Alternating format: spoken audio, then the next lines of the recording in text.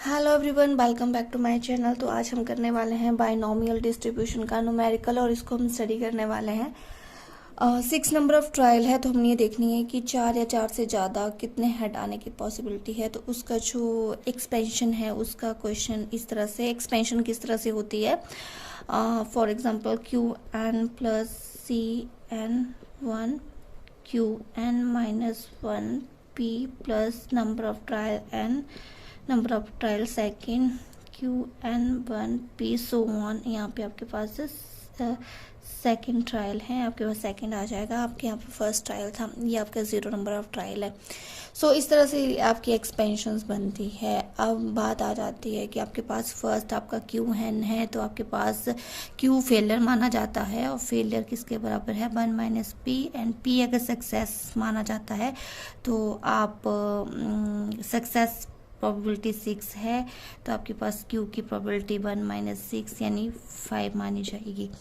सो इस तरह से बाइनोमियल डिस्ट्रीब्यूशन में एक्सपेंशन होती है, लेकिन जो फॉर्मूला एक्सपेंशन का वो इस तरह से है Qn यानी कि फेलियर की प्रोबेबिलिटी कितनी है 6 हो सकती है, प्लस आपके पास NC1। अब यहाँ पे NC1 को किस तरह से काउंट किया जाता है, n का फैक्टोरियल r, यहाँ पे C, यहाँ इसका मतलब है this is to be r, या इसको हम नंबर ऑफ ट्रायल लेते हैं r का factorial and then n minus r का फैक्टोरियल, ये मान के चलते हैं। तो n कितना है 6 5 4 3 2 1, r आपका 1 ही है, n माइनस 1 आपके पास कितना है 6 माइनस 1 फर्स्ट ट्रायल है, तो आपके पास कितना होगा 5 4 3 2 एंड 1। तो आपका ये डिवाइड होके कितना बच गया 6। तो आपके पास कितना है यहाँ पे 6 माइनस 1 एंड देन फेलियर 5 है, success first number of trial, ये मान के हम चलेंगे।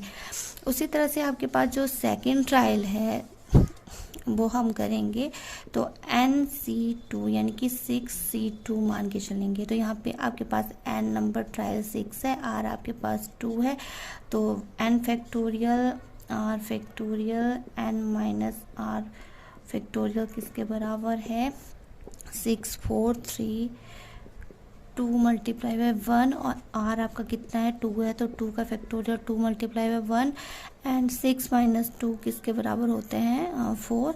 सो 4 3 2 एंड 1, तो ये डिवाइड हो जाएगा 4 से, सॉरी यहाँ 5 भी लिखना था, 4 से 4 डिवाइड हो जाएगा एंड आपके पास यहाँ पे कितना बच गया 3, तो यहाँ पे कितना आ जाएगा 15। तो आपके पास नेक्स्ट क्या है, आपके पास CnR कैलकुलेट करके 15 Q4 P की पावर 2।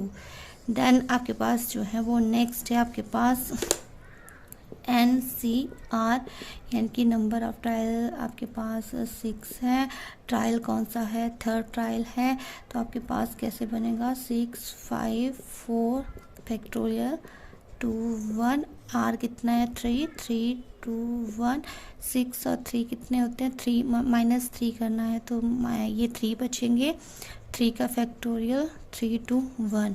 सो इससे इसके डिवाइड कर देंगे एंड 2 से डिवाइड करके हमारे पास कितना आया 20। तो आपके पास थर्ड ट्रायल का आंसर कितना है 20।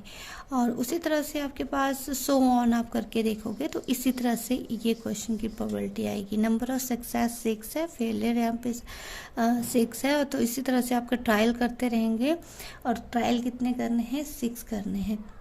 अब देखो आपके पास फॉर एग्ज़ाम्पल द प्रोबेबिलिटी, हमने क्वेश्चन पूछा था 6 ट्रायल हैं और प्रोबेबिलिटी कितनी है हेड आने की, ताकि वो 4 या 4 से ज़्यादा हेड आए, और 4 नंबर ऑफ ट्रायल कौन सा है ये वाला है, तो हम ये लेके चलेंगे 15 Q का स्क्वायर एंड फी 4। तो आपके पास 15 हेड ऑन टेल, टेल की प्रोबेबिलिटी 1/2 है और हेड की प्रोबेबिलिटी भी 1/2 है, तो 1/2 का स्क्वायर मल्टीप्लाई बाई 1/2 का पावर 4। तो ये कितना निकल के आएगा 0.234 जब आप कैलकुलेट करेंगे।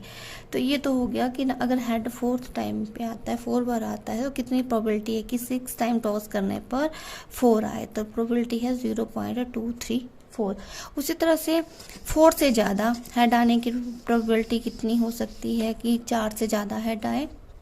तो आपके पास नेक्स्ट कौन सा है 6p⁵, यानी कि 6 multiply by 1/2 tail multiply by success 1/2 की पर 5। तो आप कितना मान के चलोगे इसको कैलकुलेट करके 0.094, यानी कि 6 बार ट्रायल करेंगे तो 5 बार हेड आने की प्रोबेबिलिटी है 0.094। एंड p⁶, तो ये कितनी रहेगी 1/2 करना है, तो ये 0.016 प्रोबेबिलिटी आपके 6 टाइल में से 6 के 6 हेड आने की प्रोबेबिलिटी 0.016 है। तो ये जो है वो बायनोमियल एक्सपेंशन है डिस्ट्रीब्यूशन की। तो इस तरह से इसको कैलकुलेट किया जाता है।